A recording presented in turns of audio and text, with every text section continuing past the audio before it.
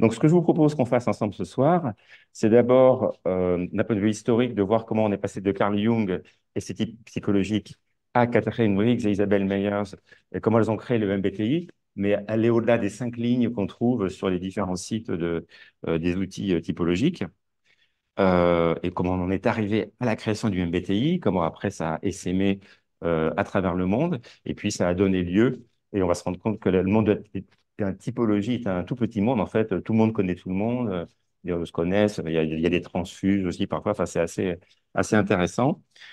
Pour voir quelques outils disponibles en France et ailleurs. Alors, le but, c'est pas d'être exhaustif, il y en a trop, je crois qu'on pourrait y passer une demi-journée ou une journée complète à faire l'inventaire, mais quelques-uns qui sont représentatifs, ceux qui sont classiques, je dirais, ou qui vous donnent votre type en 4 lettres, et puis ceux qui, au contraire, font ça sous forme de couleurs, des mandalas même. Il y a même des mandalas colorés générés par ordinateur pour représenter votre type, donc c'est assez intéressant.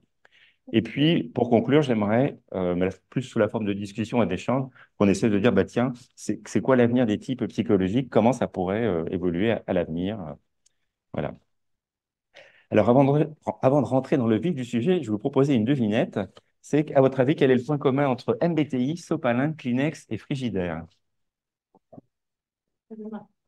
Ce sont des marques, mais qui ont une particularité, c'est que ce sont des marques qui sont maintenant utilisées un peu comme des noms communs. Hein. Quand on a envie de se moucher, on dit passe-moi un Kleenex, même si c'est une boîte de Lotus. On dit passe-moi le rouleau de sopalin, même si c'est de l'essuie-tout Carrefour. Ou je vais mettre voilà, le champagne au frigo. Et c'est un peu pareil pour le MBTI, puisque quand je fais des ateliers de découverte du type avec des étudiants et je dis le MBTI, est-ce que ça vous dit quelque chose? Ils me disent ah ouais, monsieur, moi j'ai passé le test sur 16 personalities. Donc, c'est la preuve que pour eux, MBTI, ça désigne de manière un peu générique un outil typologique. Or, comme vous le savez, bien sûr, MBTI n'est pas un nom commun, c'est une marque déposée de Myers-Briggs Company. Et vous savez peut-être qu'avant de s'appeler de Myers-Briggs Company, ça s'appelait OPP ou CPP même, puisque CPP va racheter OPP. Et à mon avis, c'est précisément la raison pour laquelle ils ont fait ça, parce qu'ils en avaient sans doute assez qu'on utilise le MBTI comme un terme générique. Et même s'ils publient d'autres questionnaires comme le Strong, le TKI, etc., ils ont braqué le projecteur en disant hey, oh, le Myers-Briggs, c'est nous, c'est personne d'autre. Donc, ils se sont appelés le Myers-Briggs Company. Je suis à peu près sûr que c'est la raison pour laquelle ils ont fait ça. En tout cas, maintenant, on sait que c'est eux, au cas où on l'aurait oublié. Alors, c'est le premier indicateur typologique, mais ce n'est pas le seul. Hein, il y en a eu d'autres depuis. Là, j'en affiche quelques-uns à l'écran. Donc, le CCTI, le Golden Personality Profiler, GPP pour les intimes, Insight Discovery, qui est aussi un outil jungien, et puis Lumina Spark, qui est moins connu, mais qui est sorti assez récemment. On verra un peu à quoi ça ressemble. Et puis, parmi les gratuits, bon, je les mentionne quand même parce qu'ils sont connus, il y a 16 Personalities, que tout le monde connaît, mais qui n'est pas le meilleur parmi les gratuits, et un qui est un peu moins connu, mais qui n'est pas mauvais quand on a vraiment pas. On est avec un client qui n'a pas le budget, ça arrive, hein, des fois, certaines écoles n'ont pas le budget pour payer des questionnaires à tout le monde. Donc, dans ces cas-là, on peut se rabattre sur des choses gratuites, mais à peu près correctes, quoi. Voilà. Alors, ce qu'ils ont en commun, tous ces outils, c'est qu'ils sont basés sur le fameux modèle des types psychologiques, que je ne ferai pas l'injure de vous le représenter puisque vous le connaissez, hein, introversion, extraversion, les fonctions de perception, sensation, intuition, les fonctions de jugement, pensée, sentiment. Donc, tout ça créé par Carl Jung. Donc, je ne referai pas de présentation de ça, vous connaissez. Et puis, petite biographie express de Carl Jung, parce que ce n'est pas à lui qu'on va s'intéresser ce soir. Bon, vous savez qu'il est né en 1875 et décédé en juin 1961, qu'il était psychiatre, hein, docteur en médecine de la faculté de Bâle, et qu'il a rejoint le Burgolzi, une clinique psychiatrique universitaire, un peu comme un CHU en France, en 1900, et c'est d'ailleurs, ça existe toujours sous cette forme. Il était plus jeune que Freud, hein, puisqu'il avait une vingtaine, enfin 19 ans de moins que Freud. Freud avait déjà publié des livres, donc il a contacté Sigmund Freud en 1906 pour lui parler du livre sur l'interprétation des rêves. Ils ont commencé une correspondance très, très abondante, hein, parce qu'ils ont échangé des centaines de lettres. Il est allé le voir à Vienne en 1907, donc au début, coup de foudre intellectuel. Ils ont passé 14 heures à discuter pendant que la famille attendait et que le repas refroidissait à la salle à manger. Et puis, graduellement, au fur et à mesure que Jung a pris de l'assurance et qu'il a affirmé ses idées, ça a divergé progressivement de celles de Freud, ce que Freud n'a pas trop supporté. Et donc, ils se sont brouillés en 1913, à peine 6 ans après leur rencontre. Et c'est une des raisons pour lesquelles Jung a écrit Type psychologique, se disant mais pourquoi on s'est fâché, qu'est-ce qui s'est passé? Et ça a été un des déclencheurs. Ce n'est pas le seul. Et si vous voulez des détails, ben, je vous renvoie à l'excellente conférence que Reine-Marie Elbou, qui normalement est avec nous ce soir aussi, a fait il y a quelques années à la FTP, conférence qui a été enregistrée donc sous le titre Pourquoi Jung a-t-il écrit Type psychologique? Si vous voulez les détails de l'histoire, je vous renvoie à cette conférence. Donc, on en arrive au cœur du sujet de ce soir, bah, c'est Myers et Briggs. Alors, Myers et Briggs, comme je disais, en général, on trouve 5 lignes sur les sites Internet divers et variés. Et les infos qu'on trouve, et qui étaient jusqu'à maintenant celles que je partageais avec mes clients, c'était Catherine Briggs est née en 1875, tiens, même année que Jung. Isabelle Briggs Myers est née en 1897. Elle n'était pas psychologue, ce qui leur a posé des difficultés au début, mais qu'elles ont surmonté. Enfin, Isabelle Mayer, surtout, a su surmonter ces difficultés. Mais Catherine Briggs, en fait, s'intéressait à l'éducation. Dès que sa fille est née, Isabelle, elle a commencé à écrire un journal sur comment elle l'éduquait. Et donc, petit à petit, elle a rassemblé un corpus comme ça d'informations. Puis après, elle s'est intéressée aux personnalités pour d'autres raisons. Et puis, en 1923, Type psychologique de Jung, qui avait paru 2 ans avant en allemand, oui, en allemand, a été traduit en anglais. Et euh, l'histoire, donc, j'avais lu un peu partout, c'était la mère et la fille cherchent un outil pour aider les gens à donner le meilleur d'eux-mêmes au travail. Et la version que j'avais lue, mais alors selon les sources, ça diffère un peu. En tout cas, c'est lié à la guerre, clairement. Et le fait que quand il y a une guerre, les hommes partent au front. Et donc, les femmes doivent surtout à l'époque, les femmes ne travaillaient pas forcément en majorité, devaient continuer à faire tourner l'économie et donc devaient rejoindre le monde du travail. Et l'idée, notamment d'Isabelle Myers, c'était de les aider à s'orienter vers un métier dans lequel elles puissent donner le meilleur d'elles-mêmes en s'épanouissant. J'ai aussi lu dans d'autres sources que c'était en fait pour la démobilisation, quand les jeunes soldats allaient rentrer du front, qu'ils puissent, en quittant le monde militaire, aller vers un métier où ils puissent s'épanouir. Enfin, l'idée générale, c'était ça. Mais ça a pris du temps. Première version du questionnaire en 1943. Le Myers-Briggs Type Indicator, qui d'ailleurs initialement s'est appelé le Briggs-Myers Type Indicator, et qui a failli s'appeler aussi le Myers Type Indicator, mais qui finalement s'est appelé le Myers-Briggs Type Indicator. On y reviendra. Il y a eu une première version publiée, là aussi selon les sources, c'est 56, 62, mais en tout cas une première version uniquement pour les chercheurs. Et puis, en 1975, là, par contre, tout le monde est d'accord. C'est là que CPP, donc organisme vénérable, reconnu, spécialiste des questionnaires, enfin, d'ailleurs, leur catalogue s'appelle catalogue de tests, hein. Eux, ils n'hésitaient pas à utiliser le terme de test, donc à publier le MBTI, et qui cette fois était un outil pour les professionnels qualifiés. L'éditeur en Europe étant OPP, qui a été après racheté par CPP avant que tout ça change de nom et devienne The Myers-Briggs Company. Donc ça, c'était la version courte. Maintenant, on va aller dans la version un peu plus longue. Alors, si on va effectivement sur le site de Myers-Briggs Company, voilà, on a une demi-page avec, en gros, ce que je viens de vous dire, mais guère plus. Si on va sur la Myers-Briggs Foundation, là, on a une page un peu plus longue, hein, ça fait peut-être 3-4 pages avec quelques informations plus détaillées sur l'historique. Si on va voir dans le MBTI Manual, on trouve aussi un chapitre là-dessus. MBTI Manual, qui au passage est assez cher, hein, si on l'achète neuf, je crois que c'est 200 euros. Mais moi, je l'ai trouvé d'occasion sur Amazon pour une cinquantaine d'euros, donc c'est déjà plus abordable. Mais il y a plein de choses intéressantes, dont un petit chapitre sur l'historique.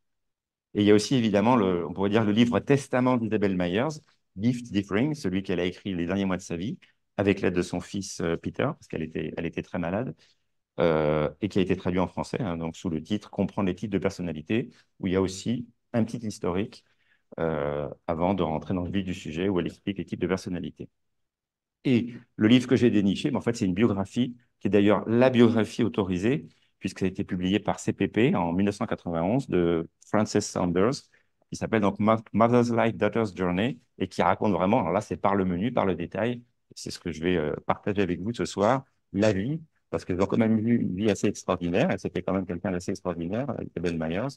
Donc, on va voilà, se plonger dans leur vie, on va rentrer un peu dans leur intimité. Alors, Catherine Day, que vous avez à gauche, ici, là, c'est quand elle était étudiante, et son mari, donc, Iman, hein, ça peut commencer un peu petit, donc, on va tout ça, on va essayer de voir. Hein, Lionel, on peut peut-être prendre oui, quelques secondes si tu veux bien, parce que le son est de nouveau très, très mauvais. Euh, d'accord. Alors, je sais pas, lance un peu de poudre de perlimpinpin. Je lance de la poudre de parlimpinpin, je bois un verre d'eau. Eh ben voilà, tu vois, le verre d'eau, ça a l'air de fonctionner. Voilà, donc la prochaine fois que tu me préviens et je bois un verre d'eau et tu rentres dans l'ordre. Eh ben là, c'est parfait. On t'entend fort Voilà. et clair. On t'écoute OK. encore avec attention. Voilà. Est-ce que Ok. tu peux reprendre depuis Oui, je deux disais que trois c'était une minutes? famille moderne. Alors, je disais oui que le père de Catherine Briggs enseignait l'évolution comme un fait scientifique, même si lui-même il était croyant, mais il ne l'opposait pas. Il disait pas l'évolution en fait apporte la preuve que voilà les religions ont tort, mais il présentait ça comme un fait scientifique plutôt à côté et non pas opposé à la religion. Catherine Cook Briggs, et c'était aussi une preuve du fait que c'était tout ça une famille très en avance sur son temps, était une des rares femmes à l'université et c'était une université mixte. Et là, elle rencontre donc Lyman James Briggs, qu'on voit à droite sur l'écran, qui lui était né en 1874, donc un peu plus jeune de quelques mois qu'elle. Ils étaient tous les deux donc au Michigan Agricultural College, qui offrait deux spécialités, l'agriculture ou les arts mécaniques, comme ça s'appelait. Aussi bien Catherine que Lyman étaient, en fait, ils ont pris les cours d'agriculture, parce que notamment, c'était les mêmes cours qui étaient proposés aux garçons et aux filles. Alors, Catherine Cook Briggs, elle a pris, vous savez, aux États-Unis, c'est assez médical, on peut choisir un peu sa matière, à une certaine mesure. Elle a fait la géologie, la logique, la psychologie aussi, qui était une nouvelle matière à l'époque. Eggman, lui, s'est plutôt intéressé aux études vétérinaires, donc avec de la physique, de la chimie, et du génie civil aussi. C'était assez éclectique. Ils étaient tous les deux étudiants très brillants, comment dire, tête de classe. Après, Lyman a obtenu un master en physique et par la suite, il est devenu directeur du National Bureau of Standards. C'est un organisme de normalisation qui édicte en fait les standards pour les mesures, qui fait aussi de la recherche scientifique. Donc, il a fait ça par la suite. Euh, et on en arrive donc au fait qu'ils se sont mariés donc en décembre 1896 et ils n'ont pas perdu de temps, on va dire, puisque dès le mois d'octobre, une petite Isabelle est née. Voilà, donc là on la voit, elle avait déjà quelques années. Elle est née et c'est là donc que Catherine Cook Briggs commence ce fameux journal qu'elle a appelé assez rapidement. Elle a donné un titre, puisqu'en fait, à la fin, ça atteignait le volume d'un livre, hein, c'est devenu un épais volume. The Education of Suzanne. Elle avait déjà une sorte de pseudonyme. Elle voulait protéger la vie privée de sa fille en appelant ça l'éducation de Suzanne, mais c'était d'Isabelle qu'il s'agissait. Alors, une petite anecdote qui est assez révélatrice. Isabelle, Briggs, future Isabelle Briggs Myers, était douée pour les chiffres puisque à l'âge de 3 ans, hein, imaginez la petite Isabelle à 3 ans, qui compte ses doigts de pied et qui dit à sa mère fièrement, bah, 2 fois 10, ça fait 20, à 3 ans. Et puis un peu plus tard, à 5 ans, elle dit à sa grand-mère qui avait 55 ans, tu sais, grand-mère, tu as exactement 11 fois mon âge. Bon. En 1903, elle rentre à ce qu'on appelle le first grade, c'est-à-dire l'équivalent du cours préparatoire. Et elle était très étonnée que les autres enfants ne sachent pas lire et compter. Et d'ailleurs, au bout de 2 mois, qu'est-ce qui se passe? L'instituteur dit aux parents, vous savez, elle s'ennuie en classe, elle sait déjà lire et écrire, on pourrait très bien la faire passer tout de suite en CE1, et peut-être même classe au-dessus, vraiment, elle n'aurait aucun problème. Donc, c'est ce qui va se passer. Elle passe en CE1. Et à Noël, l'instituteur de CE1 dit, vous savez, elle s'ennuie, elle peut passer en CE2. Alors, de nos jours, on dirait peut-être qu'elle était HPI, je ne sais pas. Enfin, en tout cas, elle avait clairement des facilités. Alors du coup, ses parents, au lieu de lui faire sauter les classes, ils ont dit, bah, écoutez, on la ramène à la maison. Hein, ce n'était pas un problème d'éducation à la maison. On a plein de livres, voilà, on va s'occuper de son éducation. Et donc, c'est ce qui s'est passé pendant un certain nombre d'années. En 1904, ils sont allés faire un voyage au Costa Rica et Isabelle Briggs a écrit un petit bout de livre qui avait une couverture rouge, hein, déjà un livre rouge, dans lequel elle a raconté voilà, chaque jour ce qui se passait dans son, dans ce voyage. Elle était très proche de son père, hein, qui était donc, comme je vous disais, il avait un master en physique. Et à 8 ans, elle commençait à avoir des conversations avec lui sur les maths, la physique. Et Catherine Briggs a dit un peu plus tard que quand Isabelle a atteint 10 ans, elle n'arrivait plus à suivre les conversations que Isabelle avait avec son père. Son père lui avait offert un globe terrestre, notamment. qui l'avait passionnée. Elle lui posait plein de questions. Et donc, voyant qu'elle s'intéressait aux planètes, il lui a expliqué ce que c'est que l'été des étoiles. Et il lui a offert un gros atlas des étoiles en disant, voilà, ma fille, on va lire ça tous les deux ensemble. Et en fait, elle l'a dévoré toute seule. Il n'a même pas eu le temps de lui dire qu'elle l'avait déjà fini. Et il faisait des expériences d'astronomie dans le jardin, il tendait des ficelles, il y avait que des pommes et des bougies, il recréait des éclipses, voilà, ce genre de choses. Donc, très intéressée par les sciences. Elle a quand même fait des petits passages au lycée. Elle y est retournée pour le ninth grade, qui est l'équivalent de la troisième. Elle y est passé un an, puis elle est revenue à la maison. Elle a appris le latin, l'allemand. Elle a passé un test de latin auquel elle avait eu 98 sur 100, alors que la moyenne pour sa classe d'âge, c'était plutôt 51 sur 100. Donc là aussi, très, très forte. Alors, autre exemple de la modernité de cette famille, euh, Catherine et Liman étaient religieux, mais ils ne voulaient pas forcer Isabelle à croire plutôt, parce que vous savez qu'aux États-Unis, il y a tous les protestants, il y a autant d'églises quasiment que de villes, enfin de types d'églises différentes. Donc plutôt que de lui dire tu seras ceci ou tu seras cela, ils ont dit fréquente les églises que tu veux, comme ça tu te feras ton idée et tu choisiras toute seule quelle église, voilà, quelle religion te parle le plus. Donc une grande ouverture. Comment dire, d'esprit, mais ce n'était pas que des intellectuels, on pourrait croire qu'ils étaient le nez dans leurs livres, ils aimaient bien faire des pique-niques, se promener en barque, faire de la voile, de la pêche, de la natation, de l'équitation, donc enfin, voilà, vraiment un esprit sain dans un corps sain, on pourrait dire. En 1909, ils sont partis à Washington, et c'est là que Catherine Briggs a essayé de faire publier The Education of Suzanne, donc qui avait atteint la taille d'un livre. Euh, Elle est allée voir un éditeur qui lui a dit, votre truc, c'est pas mal, mais en livre, ça va pas se vendre. Je vous conseille plutôt qu'on publie sous forme de, comment dire, d'articles, une série d'articles dans un journal. Et elle a trouvé un journal qui s'appelait le Ladies' Home Journal, dans lequel elle a publié régulièrement des articles sur l'éducation. Donc, c'est ce que j'évoquais tout à l'heure dans la biographie, comment dire, résumée. Euh, à propos d'Isabelle, donc, on voit Isabelle Myers quand elle avait 13 ans. Là, on voit alors, je ne sais pas si vous arrivez à le lire, mais en tout cas, ce qu'elle dit, c'est que Betty et moi, donc c'était une de ses amies, on va aller à Swarthmore, qui est une université. Donc, elle avait 13 ans. Elle dit, j'irai à l'université de Swarthmore. Je sais qu'il faut travailler pour rentrer à l'université, mais je vais travailler. Et d'ailleurs, je commence tout de suite. Elle va lire. Donc, elle parle d'une pièce de Shakespeare. C'est As You Like It, comme il vous plaira. Voilà. Donc, elle avait déjà tracé sa voie. Elle irait à l'université et elle travaillerait pour y aller. Et autre anecdote intéressante, c'est qu'à l'âge de 14 ans, donc sa mère qui envoyait régulièrement des articles à des magazines pour les publier, Isabelle a dit, ah bah tiens, j'ai écrit un article, est-ce que tu peux le joindre au tien? Parce que peut-être qu'ils en voudront bien pour le publier. Et ce qui est amusant, c'est que cette fois-là, le rédacteur en chef du journal a accepté l'article d'Isabelle et a rejeté celui de Catherine. Et ce qui lui a rapporté 15 dollars, ce qui pour l'époque était quand même quelque chose comment dire, de significatif. Alors, elle a aussi s'est mise à écrire des nouvelles, des poèmes, et puis plus tard, elle publiera un roman, on y reviendra. Et comme je disais, c'était pas, elle non plus une intello, elle aimait la danse, le tennis et la natation. Donc, la voilà quelques années plus tard à l'université de Swarthmore, donc c'est en Pennsylvanie, si je ne dis pas de bêtises, ce qu'elle avait décidé donc dès l'âge de 13 ans.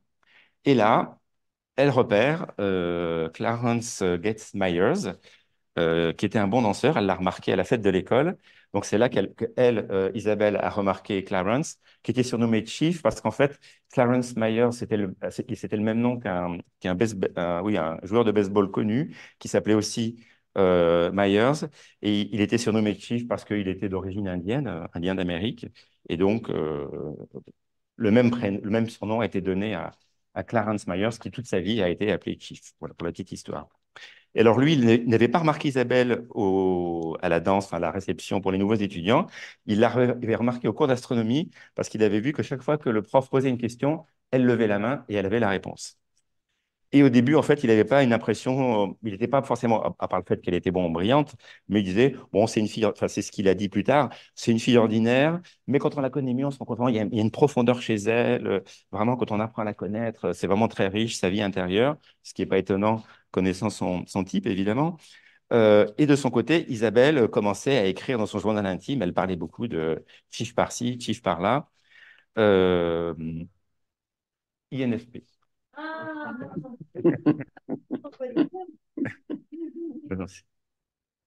Et autre chose qu'il a écrit sur elle, donc ça c'est dans une lettre qu'il a écrit à la mère, parce que la mère était quand même un peu presque limite intrusive. Elle voulait des lettres quasiment quotidiennes d'Isabelle, et puis après quand elle a appris qu'Isabelle fréquentait Clarence Chief, elle voulait aussi correspondre avec lui, un peu pour les avoir à l'œil tous les deux. Et donc, lui, il tarissait pas d'éloges sur Isabelle, parce qu'une fois qu'il la connaissait mieux, il a dit, Isabelle a de la personnalité, du caractère, elle est intelligente, elle a une imagination perçante et subtile, et pourtant, elle est très réaliste et pragmatique. Elle est originale et adorable. Il a déjà une très haute opinion d'elle. Et alors, autre exemple de la modernité de tous ces gens-là, il se disait, bon, elle connaît que moi, et je ne voudrais pas qu'elle me choisisse par défaut, je voudrais qu'elle puisse comparer. Et donc, il l'a incité à fréquenter d'autres garçons, alors en tout bien, tout honneur, mais quand même, qu'elle connaisse, qu'elle fréquente d'autres garçons pour pouvoir réaliser, enfin, pour qu'elle puisse choisir en connaissance de cause, lui plutôt qu'un autre. Isabelle, donc, était quand même assez timide, hein, enfin réservée en tout cas. Elle n'avait pas encore déclaré sa flamme à Chief Myers, mais elle s'est dit, si jamais il m'arrive quelque chose, il faut quand même qu'il sache que j'étais amoureuse de lui. Donc, elle a écrit une lettre à sa mère en disant, si jamais il m'arrive quelque chose, tu lui diras bien que je l'aimais. Hein. Hein, donc voilà, elle a pris ses précautions au cas où elle disparaîtrait, il lui arriverait un accident. Bon, ils ont été fiancés assez rapidement, en 1917. Chief a été mobilisé parce que là, c'était 1917-1918, arrivée de la Première Guerre mondiale. Il est rentré dans l'armée de l'air et il s'est entraîné pour devenir pilote de bombardier. Et après, il est allé étudier le droit à Princeton. Donc, ils ont été mariés en 1918. Donc là, on les voit jeunes mariés. Et puis après, devant leur maison, ils ont déménagé à Memphis. Isabelle, donc, a trouvé un job temporaire. Et au bout de 2 jours, le boss était tellement impressionné par ses performances qu'il lui dit, si vous voulez, je vous fais un contrat permanent, un CDI. Elle a dit, non, non, je veux chercher, trouver autre chose. Elle a trouvé un autre job 2 jours après d'assistante dactylo. Et là, elle a commencé à fréquenter d'autres femmes dans le monde du travail. Et elle s'est dit, quand même, il y a beaucoup d'opportunités pour les femmes dans le monde du travail, surtout pendant la guerre, parce que les hommes sont partis à la guerre. Et il faudrait qu'on puisse les aider à trouver vraiment des jobs qui leur conviennent. C'est là que donc l'idée a commencé à lui venir, mais elle n'avait pas encore trouvé l'outil. Alors, elle voulait un mariage parfait, elle avait tout planifié. Elle avait même planifié les prénoms, le sexe et la date de naissance de ses 4 premiers enfants. Elle voulait un Peter en août 1924, elle voulait une Nancy en avril 1926, puis un Roger en janvier 1928, puis une Catherine en octobre 1929. Bon, elle a quand même eu un Peter en premier, mais en 1926, donc Peter qui est né en avril 1926, et puis Anne, un peu plus tard, en décembre 1927. Donc voilà, on voit la famille avec les enfants, Peter et Anne, donc Peter qui a collaboré avec sa mère plus tard. Euh, Qu'est-ce qui se passe pendant ce temps-là? Donc Lyman, son père, travaille sur des armements, puisque c'était la guerre, il fait des recherches, et Catherine Briggs, alors aussi un peu touche à tout, elle avait imaginé une espèce de système de compartiment amovible à mettre dans une valise pour pouvoir voyager et que les trucs restent à leur place, que ce ne soit pas tout en vrac dans une valise. Elle l'a même fait breveter, elle a eu le brevet, elle a cherché des fabricants, puis elle n'a pas trouvé de fabricant qui la satisfasse, et donc elle a laissé tomber. Alors, pourquoi, enfin, une des raisons pour lesquelles elle a commencé à s'intéresser à la typologie, alors attendez, avancez, vous montrez voilà, les photos voilà, Peter et Anne un peu plus grands. Une des raisons, dit-on, c'est un peu une légende familiale, que si Catherine Briggs s'est intéressée à la psychologie et aux personnalités, c'est parce qu'elle voulait comprendre Chief, hein, son gendre, enfin d'abord son futur gendre, puis son gendre, mais en fait pas que, parce qu'en fait elle s'intéressait, comme elle écrivait, elle s'intéressait à comment créer des caractères, donc elle cherchait à comprendre, à avoir un modèle pour imaginer des caractères un peu typés en termes de psychologie. Donc là, on parle de Catherine, hein, qui lisait donc des philosophes comme Kant, des ouvrages d'un psychologue français, hein, qui s'appelait Théodule Ribot, et aussi un livre qui s'appelait donc L'art de créer des caractères d'un certain Georges Polti, L'art d'inventer des caractères. Donc, elle s'intéressait aussi à la typologie pour ça, pas uniquement pour typer les gens autour d'elle.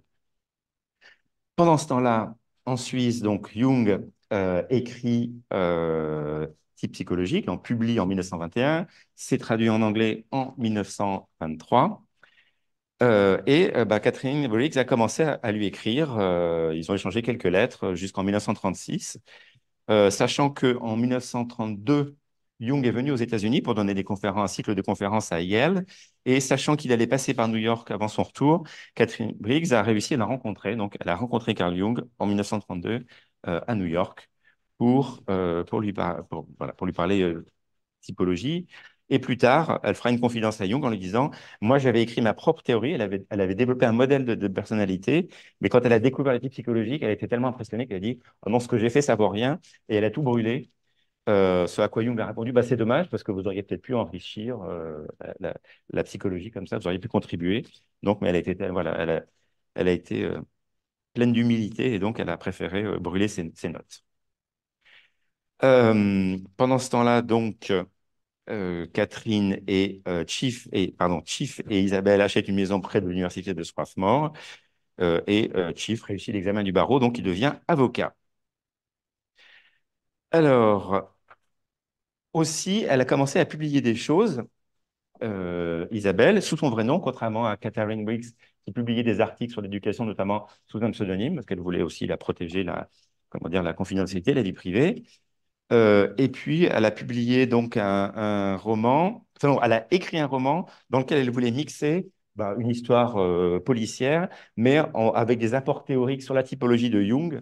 Donc, c'était à la fois un livre théorique et puis une histoire. Et l'éditeur a dit, ce truc-là, c'est vraiment indigeste, ça ne marchera jamais. Bon, OK. Et puis, elle est tombée un peu plus tard, en 1926, sur un article dans le New Republic, un journal américain, qui s'appelle Meet Yourself, hein, à la rencontre de vous-même. Et en fait, c'était un article recommandé par le New York Times qui présentait les concepts de base du MBTI. Elle s'est dit, mais c'est super intéressant ce truc-là. Il faut que... voilà, elle a commencé à creuser le MBTI, enfin, pas le MBTI, mais la typologie plutôt. Et puis en 1928, elle tombe sur une annonce. C'était un concours du meilleur roman policier avec un prix de 7 500 $ et pour le gagnant, donc 7 500 $ et la publication en feuilleton. Bon, elle se dit, bah tiens, pourquoi pas moi? Et donc, elle commence à écrire comment dire, le roman, mais elle procrastine un peu. Et la date limite du 31 décembre approche et elle n'avait pas fini. Il lui reste encore, je crois, 2 chapitres à écrire. Et en fait, elle n'avait pas fini, enfin, le 31 décembre approchant. Elle a demandé aux organisateurs, le 1er janvier est un férié. Est-ce que c'est OK si vous remettez le manuscrit le 2 janvier? Ils ont dit, bon, d'accord, le 2 janvier, hein, mais pas plus tard. Et, On non. a toujours cette espèce de d'écho un peu métallique qui a tendance à Alors, partir. attendez, je change de micro. Là, je passe sur un autre micro. Là, c'est parfait. Ah, c'est beaucoup mieux. Mieux? Parfait. Voilà. Oui, c'est peut-être le Wi-Fi ou le téléphone qui perturbe. Voilà. Bon, heureusement, comme je suis assez ceinture et bretelle pour ces trucs-là, j'ai un autre micro, donc voilà. Tu es parfait. Alors, le livre en question s'appelle Murder Yet to Come, un meurtre à venir. Alors, si ça veut bien, voilà, s'afficher. Donc, qui a été publié à l'époque et on trouve toujours, je l'ai trouvé sur Amazon. On le trouve, alors il n'a pas été traduit, mais on peut l'acheter. Voilà. Donc, petite parenthèse littéraire euh, sur Murder Yet to Come, le roman à succès de Isabelle Myers. Alors, on revient quand même au début du Type Indicator parce que c'est quand même pas rien. Euh, Si je peux ajouter un mot, c'est plutôt un bon roman. Qu'est-ce que j'ai Ah, dit? d'accord. Tu dis que c'est plutôt un bon roman. Oui, ah oui, C'était plutôt un bon roman. C'est un bon roman. oui, bah, Et s'il a gagné un prix, on peut. Ouais. Et donc, enfin, il est toujours lisible, quoi. Je veux dire, il n'a pas vieilli. toujours Oui. lisible. Nous en avons un exemplaire. Ouais. Bah, moi aussi, maintenant, je l'ai trouvé, depuis notre conversation, je l'ai trouvé sur Amazon et donc je l'ai reçu, mais je ne l'ai pas encore lu. Donc, il a d'ailleurs été réimprimé plusieurs fois, puisqu'il est toujours disponible en neuf, hein, et il a été traduit en français, allemand, hongrois, danois et norvégien. Moi, il a du succès dans les pays nordiques. Donc, voilà. Alors, il y a eu d'autres essais. Il a été question de l'adapter sous forme de pièce de théâtre. Mais voilà, cette partie, je dirais, littérature de fiction ou littérature policière, elle l'a petit à petit délaissée, puisqu'après, elle s'est vraiment concentrée la typologie, puisque en 1942, elle a écrit à sa mère pour lui parler, ça serait bien de créer un test, alors elle parlait de test à l'époque, pour trouver le type des gens. La notion de type indicator est apparue à ce moment-là. Et l'idée, c'était d'implémenter la théorie de Carl Gustav Jung sur le type, hein, avec les extraversion, introversion, sensation, intuition, pensée, sentiment. Alors, jugement, perception, on y reviendra sur la manière de l'interpréter. Pour moi, c'est pas vraiment une dimension additionnelle, mais on y reviendra.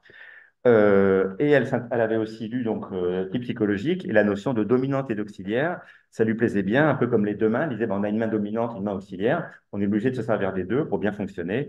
Et puis, elle avait aussi repéré cette notion d'équilibre, la nécessaire compensation des opposés. L'extraversion doit être compensée par de l'introversion, le jugement par de la perception. Voilà, donc elle avait déjà capté tous ces aspects-là. Et elle avait en fait des cartes. Elle avait une carte, donc une sorte de fiche un peu Bristol, où il y avait une question avec, ce qu'on trouve aujourd'hui, hein, une question avec réponse A, réponse B. Et comme elle connaissait sa famille et ses amis, elle avait fait des hypothèses raisonnablement certaines sur leur type. Et elle leur posait la question et elle regardait si la réponse correspondait à l'idée qu'elle se faisait. Et si elle voyait que dans moins de 60% des cas, ça ne collait pas avec ce qu'elle savait du type de l'autre, elle écartait l'item en question. Donc, elle avait déjà une approche un peu empirique avec une série d'items qu'elle testait sur son entourage. Et donc, quand elle a connu son type, donc elle a vu qu'elle-même était INFP, comme on l'a dit, que son mari, Chief, était ISTJ, et donc relativement complémentaire, mais elle a dit plus tard, oh là là, si j'avais connu la typologie avant de rencontrer Chief, je ne l'aurais probablement pas épousé. Alors après, alors qu'en fait, justement, la complémentarité, on sait que c'est ça qui marche. Mais bon, elle a demandé donc à Peter et Anne, qui étaient je sais plus, à cet âge-là au lycée ou à l'université, de tester sur leurs camarades. Donc, elle leur a donné des cartes. Et elle a demandé à des amis aussi de tester sur leur propre entourage. Donc, elle a commencé comme ça à tester les items. Et d'ailleurs, voilà, on a retrouvé, alors ça, j'ai trouvé ça dans le Washington Post, où c'est une carte, voilà, un truc cartonné avec une première feuille de scoring avec les dimensions et puis des petites annotations sur différentes caractéristiques sur les différentes échelles. Donc, elle avait déjà mis en place quelque chose d'assez sérieux. Et la première version, alors dans le jargon métis, on appelle ça des formes. Il y a forme A, forme B, forme C. En fait, c'est les versions. En 1943, qui avait 172 questions sous une forme qu'on connaît encore aujourd'hui, puisqu'il y avait un livret de questions et des feuilles de réponse. Donc, elle a vu que ses enfants étaient respectivement Peter, ENFP, et sa fille Anne, INFP. Euh, et elle s'est dit, bon, c'est bien ce truc, mais il faut vraiment le généraliser. Et donc, elle a commencé à chercher et elle a trouvé un prof de psychologie, donc Donald McKinnon à Berkeley, qui était donc prof de psychologie, donc quelqu'un de sérieux. Donc, elle lui a présenté le truc et il a dit, bah, votre truc, ça m'intéresse. Et il a commencé, lui, prof de psychologie en université, à en parler à ses étudiants. Donc, le modèle de Carl Jung et puis l'outil MBTI.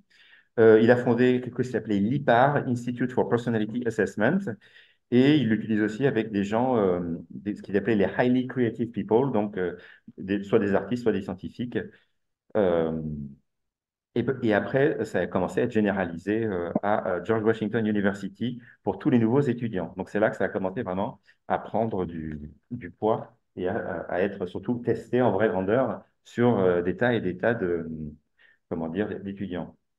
Alors, la différence, vous savez, avec le modèle de Jung, c'est que Jung dit, par exemple, cette personne est de type sentiment introverti, la dominante, avec intuition extravertie. Et alors, on va voir si vous connaissez vos fonctions orientées, vos dynamiques fonctions. Ça, c'est quel type?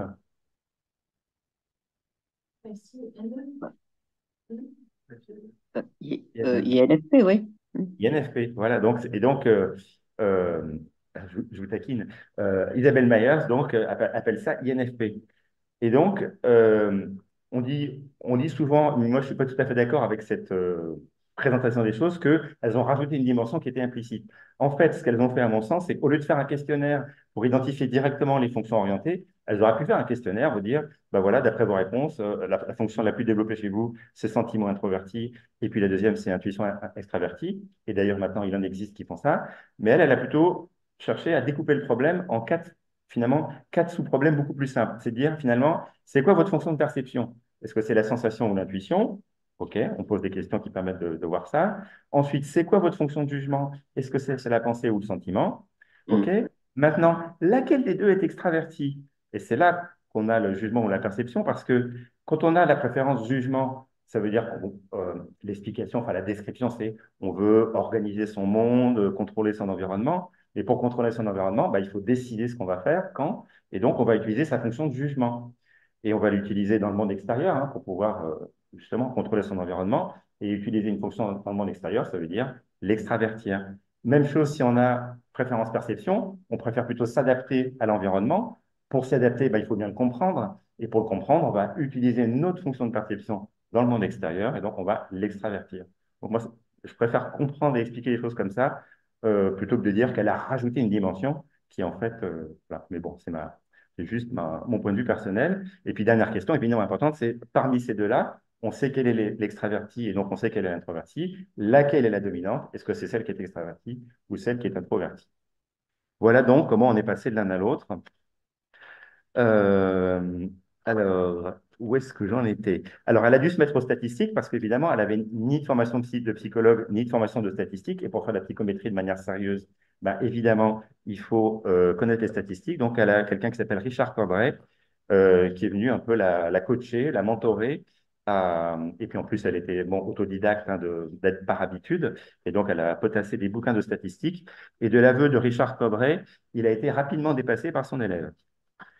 Alors, pour développer tout ça, ce qui prenait quand même du temps et demander des ressources, son mari, Chip, donc là, et ses parents l'ont aidé à développer le MBTI, qui d'ailleurs, comme je disais au début, s'appelait le Briggs-Myers Type Indicator. Et à un moment donné, Catherine disait, non, mais c'est vraiment toi qui as tout fait, hein. Moi, j'ai juste, comme ça, fait quelques trucs. Tu peux enlever mon nom. Mais Isabelle Myers bah, a tenu à laisser le nom de sa mère. Mais finalement, je crois que c'est quand il a été commercialisé qu'ils ont dit, non, Myers-Briggs Type Indicator, c'est plus facile à prononcer que Briggs-Myers. Donc, voilà, on va le mettre dans cet ordre-là. MBTI, BMTI, voilà. En tout cas, la mère et la fille sont là. Pour Isabelle, en fait, il y a 4 choses qui ont permis la naissance du Type Indicator. C'est son père, qui était chercheur en physique, qui lui a inculqué quand même une certaine rigueur scientifique. Sa mère, qui était une femme créative et qui a aussi suscité son intérêt pour les types de personnalités. Chief, son mari, qu'elle considérait comme quelqu'un d'original, pas juste un avocat comment dire, pas très rigolo, mais vraiment quelqu'un d'original et de créatif. Et puis évidemment, Carl Jung, qui a écrit des types psychologiques. Donc, pour elle, c'était vraiment ces 4 personnes-là qui étaient fondamentales pour, pour la création du MBTI. En 1950, elle prépare un voyage en Europe. Elle se dit, bah, je vais en profiter pour aller voir Carl Jung à Zurich. Donc, elle écrit une lettre à Jung pour lui dire, bah, j'aimerais bien vous voir. Elle lui parle de ce qui à l'époque s'appelait donc le BMTI. Elle lui envoie même un exemplaire du questionnaire. Et il a décliné. Alors, il a invoqué le fait qu'il était convalescent. Mais ce qu'on sait aussi, c'est qu'il était en fait un peu agacé par l'utilisation qui avait été faite de type psychologique, parce que son intention, ce n'était pas de faire une caractérologie ou comment dire, de classifier les gens. Pour lui, c'était pas ça le cœur du sujet. Et d'ailleurs, on en saura plus en juin avec Steve Myers, qui va nous parler de cet aspect-là. Alors, soit qu'il n'ait pas qu'il n'ait pas voulu ou qu'il n'ait pas pu, mais en tout cas, la rencontre n'a pas eu lieu. Voilà. Alors, on en arrive à la décennie des années 50 et puis début des années 60, qui ont été vraiment hyper positifs pour elle. Peter a eu comment dire, son PhD, hein, son doctorat à Oxford. Anne, entre-temps, avait divorcé et s'est remariée et elle a eu un master en allemand en 1952. Et chacun de ses enfants, Peter et Anne, lui ont donné chacun 2 petits-enfants. Donc, elle avait 4 petits-enfants. Donc, c'était une grand-mère comblée. Tous ceux qui sont grands-parents savent à quel point c'est magique d'avoir des petits-enfants. Donc, le MBTI commence à faire son trou. Alors, premièrement, dans les écoles de médecine, il y avait 44 écoles, 3600 étudiants qui ont été en plus suivis dans le temps. Il y a une étude longitudinale pour voir notamment est-ce que le type était corrélé à leur trajectoire professionnelle, à quelle spécialité ils allaient choisir. Et elle avait à cœur, quand elle tombait sur quelqu'un qui critiquait l'outil, parce que des fois, il y a des gens qui critiquaient, elle se disait, si quelqu'un réagit négativement, c'est simplement qu'ils n'ont pas compris, je n'ai pas bien expliqué, et donc, je vais aller leur expliquer. Donc, elle s'arrangeait pour rencontrer la personne en tête à tête et lui expliquer posément. pour essayer de la convaincre du bien fondé. Et donc, avec cette expansion, ces milliers de grilles qui partaient dans la nature et qui revenaient donc chez elles, à l'époque, c'était à la main parce qu'il n'y avait pas encore d'ordinateur, hein. Donc, à la main, il fallait scorer toutes les grilles pour trouver les types. Et il y a un autre organisme qui s'appelle ETS, Educational Testing Services, qui s'est intéressé à l'outil bah, justement pour les étudiants. Donc ça, c'est un organisme qui fait passer des tests aux étudiants pour les orienter et puis les sélectionner aussi à l'entrée des universités. Et elle a signé un contrat avec eux en 57 pour pouvoir le distribuer plus largement, l'utiliser. Elle a créé la 4e version, la Form D, où il y avait 300 questions. Et elle avait aussi comme tâche dans son contrat d'écrire un manuel, hein, le manuel du MBTI.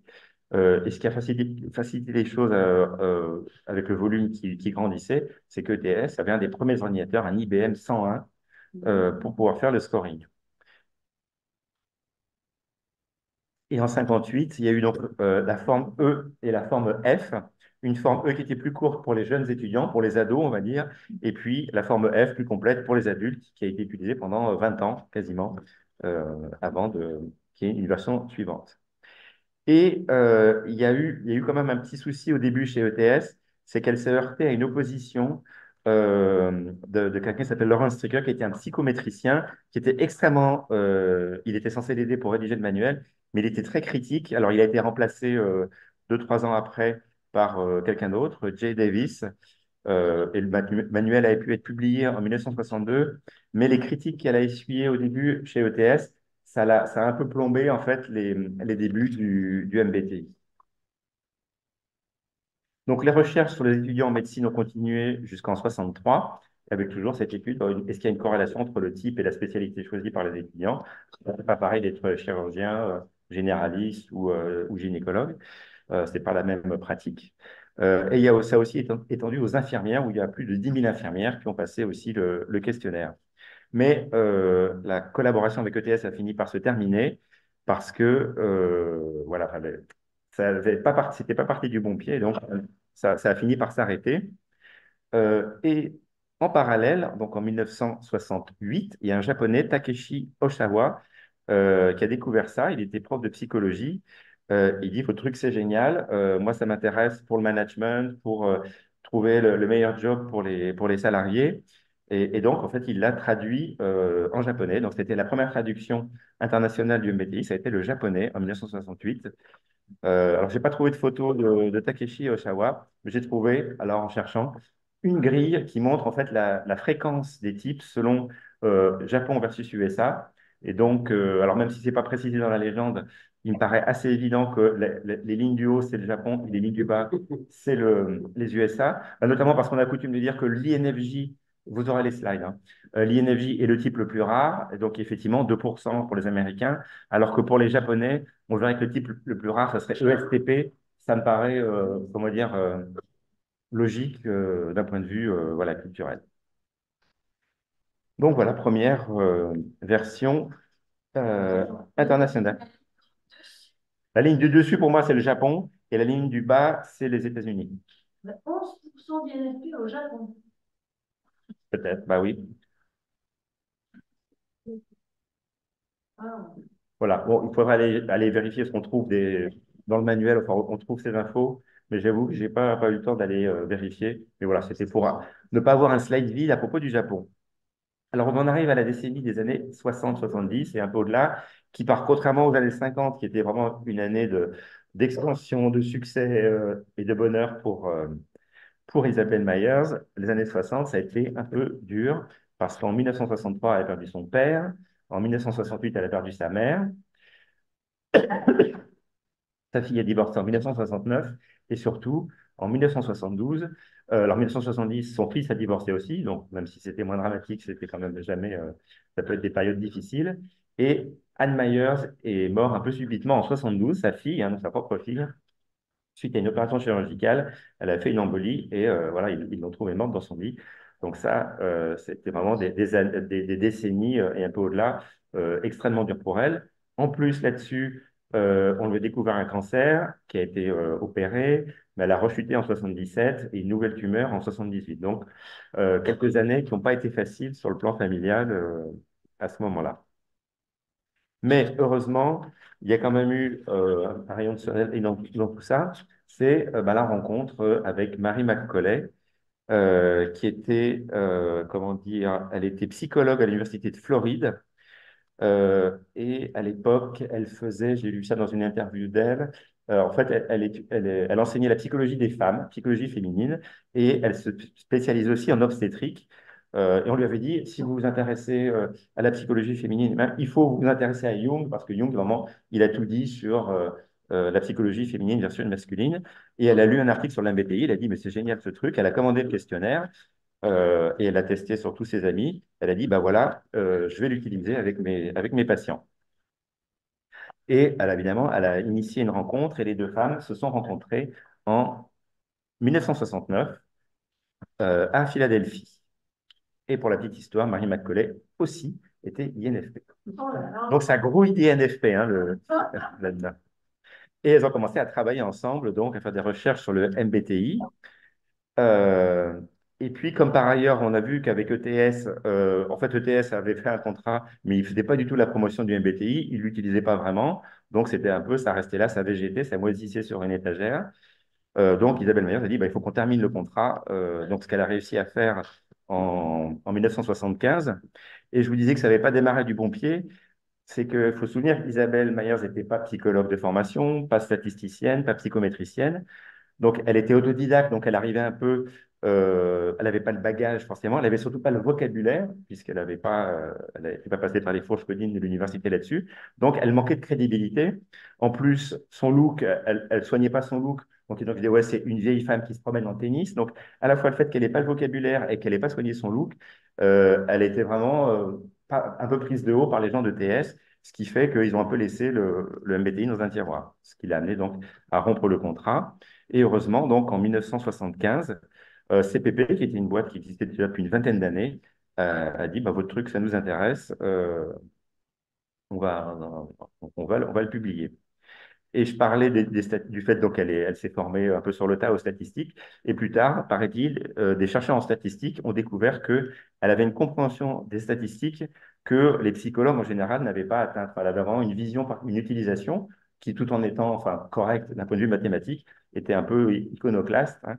Euh, voilà, elle a aussi apporté ça à la psychométrie. Alors, ce que Macaulay a apporté aussi, c'est le fait qu'elle a tout informatisé, parce que là, ça y est, les ordinateurs existaient en 75, et elle a donc toutes les fiches, les petites notes d'Isabelle, tout ça, ça a été rentré en ordinateur, et le scoring a été automatisé. Donc là, on pouvait rentrer les réponses, et ça donnait directement le type de manière automatique, donc ce qui était une sacrée nouveauté.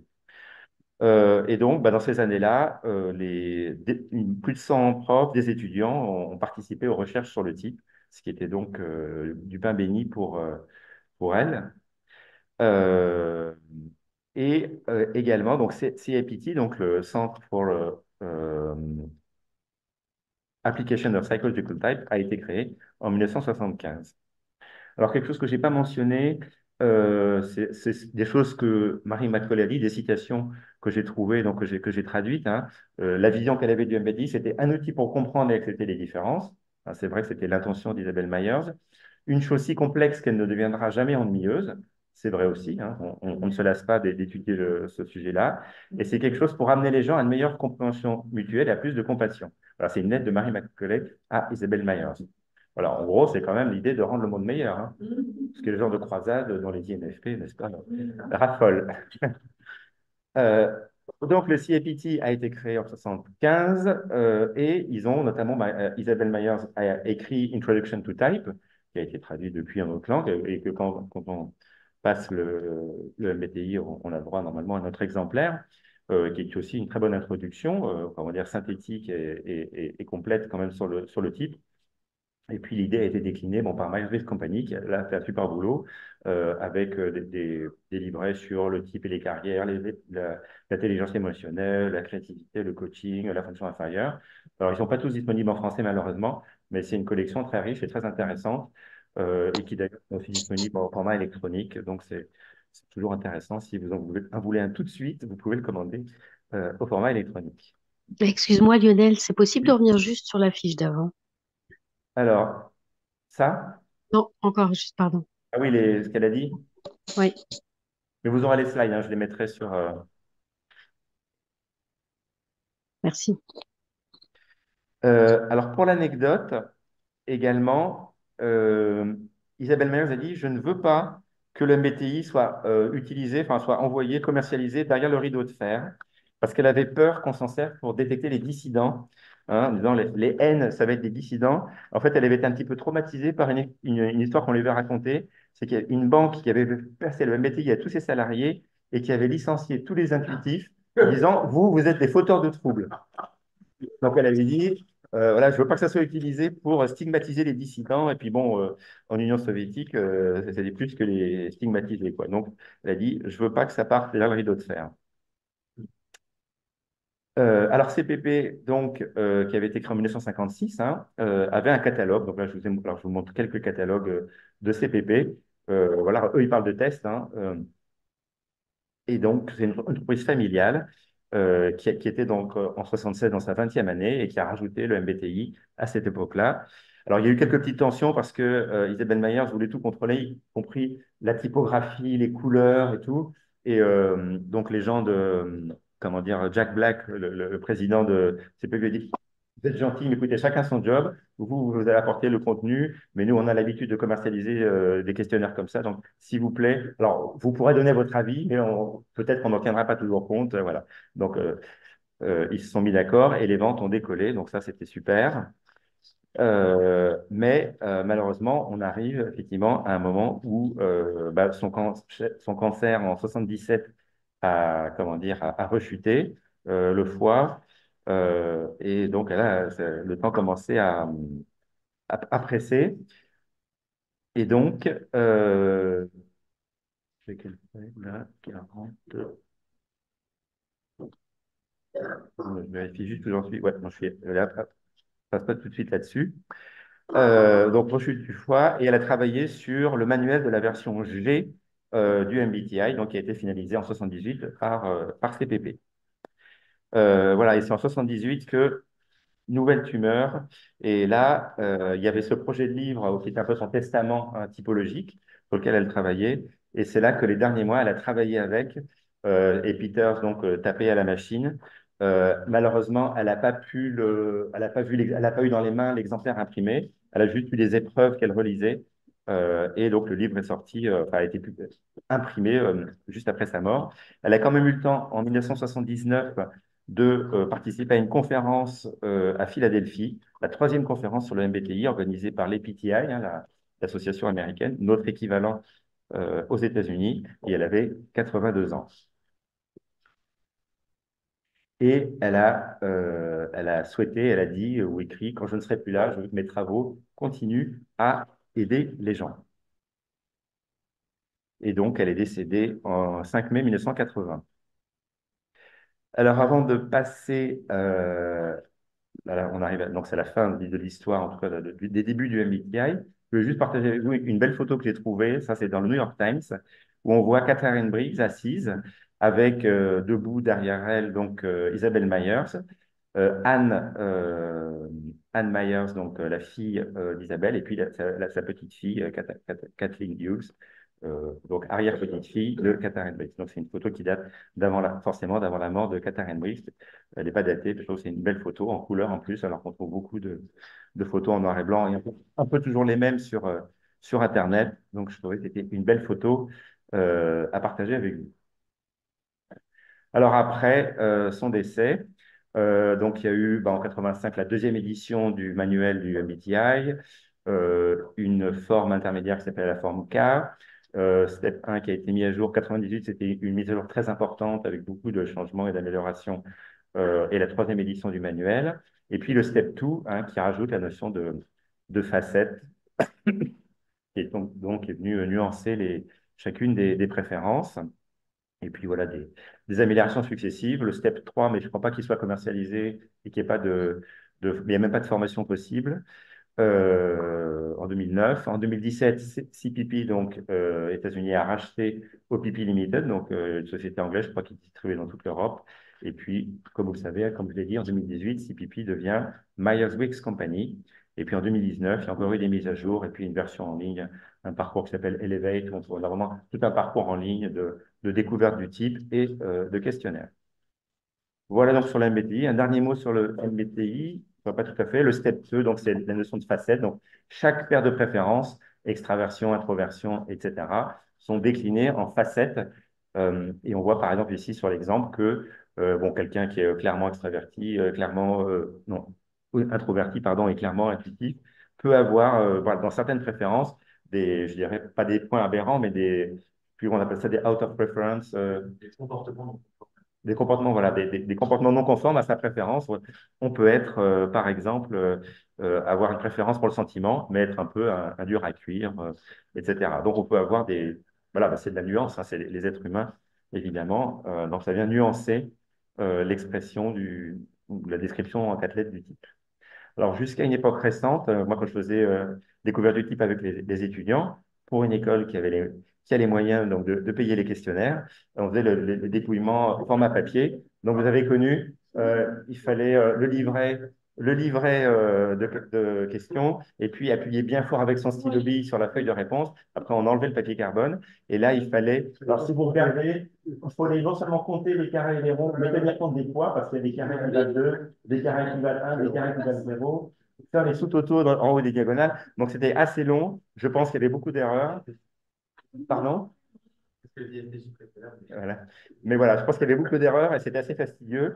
Et maintenant, voilà, maintenant, il y a un parcours en ligne, surtout depuis le Covid, je pense que ça a accéléré les choses pour faire tout ça en ligne sans problème. Voilà. Donc là, j'en ai fini pour le MBTI, mais c'est pas fini parce qu'il y en a d'autres, hein.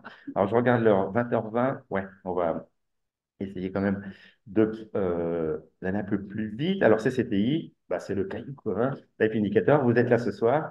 Bonsoir à vous. Alors, il faut que je ressorte mes notes. Je ressors mes notes. Alors, en fait, le Covin Caillou Type Indicator, ça a démarré avec le CCPA, parce que c'était les CCPA qui, à l'époque, avaient comment dire, bah, les droits de distribution en France. Et de 85 à 87, alors là, j'ai interviewé Geneviève pour avoir ces informations, donc j'espère que je n'ai pas fait d'erreur de date, mais si je me trompe, Geneviève est là pour me corriger. Donc, ils ont fait un gros travail, non seulement de traduction, mais aussi d'adaptation, et notamment sur tout ce qui est dynamique des types, hein. Vous savez qu'Osiris a fait un gros travail sur tout ce qui est dynamique des types, les fonctions orientées, etc. Et cette adaptation en français, et puis ils assuraient au début les formations au MBTI.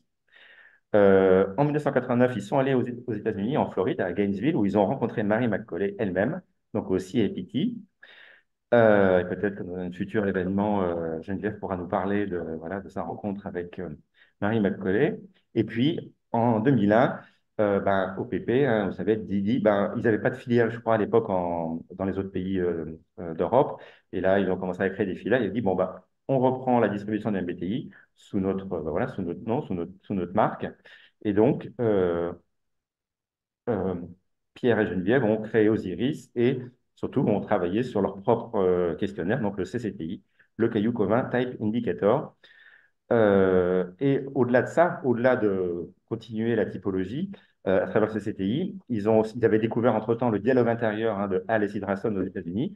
Et ils ont dit, mais ce truc-là, c'est super. Si on applique le dialogue intérieur avec les fonctions orientées, on va pouvoir faire un truc extrêmement riche pour le coaching. Donc, c'est l'intelligence de soi dont Hélène nous a parlé en octobre dernier, en défendant la dimension collective. Alors, en 2011, il faut quand même le dire, hein, Pierre et Geneviève ont reçu le prix Mary McCauley Lifetime Achievement Award. Ils étaient les premiers Européens à recevoir pour leur œuvre autour de la typologie, et ils étaient aussi le premier couple à recevoir en couple ce type de récompense. Alors, le CCTI existe au format papier et au format électronique. Alors, au format papier, c'est simple, hein, vous avez des questions classiques, hein, est-ce que vous êtes plutôt comme ci, plutôt comme ça, A ou B. Il y a 44 questions, donc c'est assez rapide. Et puis, là, le scoring, pour le coup, est simple, hein, puisqu'on a une feuille A4 et on fait les totaux, on fait les colonnes et on a directement la réponse en bas. Donc là, même au format papier, c'est facile et ça existe, hein, je pense que Pierre Geneviève le confirme au format, et Hélène, au format électronique, pour aller encore plus vite. Évidemment, c'est un questionnaire qui a été validé statistiquement. Donc, si vous voulez vous plonger dans les tableaux de chiffres, vous avez. Oh oui, il est téléchargeable sur le site Osiris. Vous pouvez le récupérer avec un rappel de. Là aussi, on trouve une petite histoire de la typologie et puis toute la validation statistique de l'outil. Et puis, puisqu'on est sur la page CCTI, et Pierre Geneviève, j'en profite aussi pour parler de ce livre, bon, qui est aussi un classique du genre en France, qui non seulement présente le modèle, mais aussi pour les praticiens, il présente comment dire, des exercices à faire en groupe ou en individuel. Donc, c'est vraiment un bon complément au livre d'Isabelle Myers pour aller voir tout ça. Euh, alors, on passe à un autre qui est connu en France, donc, qui s'appelle le Golden Personality Profiler. Alors, il faut que je retrouve la bonne page qui est là. Donc, ça a été créé par le révérend Edward Smith Golden. Enfin, ça a commencé, lui, il avait créé il était, comment dire, psychologue clinicien. Il était aussi pasteur.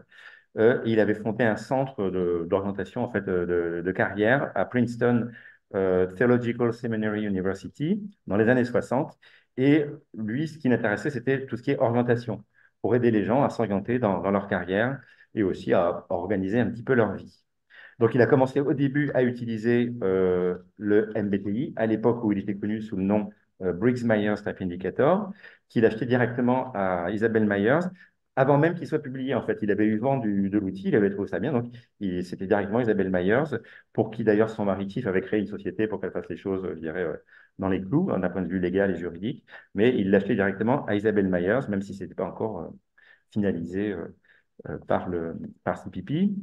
Il a embauché des psychométriciens, notamment David Saunders. Alors, David Saunders, le nom ne vous dira rien, mais en fait, sa femme, Fran Saunders, c'est elle qui a écrit la fameuse biographie Mother's Light, Daughters, j'ai oublié le titre, Journey. Voilà, donc c'est elle qui a écrit la fameuse biographie de la mère et de la fille. Donc voilà, je vous dis, c'est un petit monde, tout le monde se connaît, et puis Golden connaissait très bien Isabelle Myers. Et il l'avait connue en fait à ETS. Euh, il est devenu ami avec le fils, hein, Peter Myers, qui était aussi le parrain du fils, donc John Patrick Golden. Donc, vous voyez, encore un petit monde, petit microcosme. Et en fait, il se disait, ça serait bien qu'on enrichisse le MBTI avec une cinquième dimension qui tiendrait compte du stress. Parce que, pour ceux qui connaissent, hein, le Big Five, c'est le modèle, je dirais, de référence en psychologie. Il disait, le MBTI, c'est bien, mais il faudrait rajouter ça. Et en fait, comment dire, voilà, la famille Myers a dit non, non, on reste là-dessus. Et donc, du coup, ça a amené la famille Golden à dire, bon, on va faire notre propre indicateur. Voilà. Donc, à partir des années 90, ils ont commencé à développer leur propre indicateur, donc le GPP, Golden Personality euh, euh, Profiler.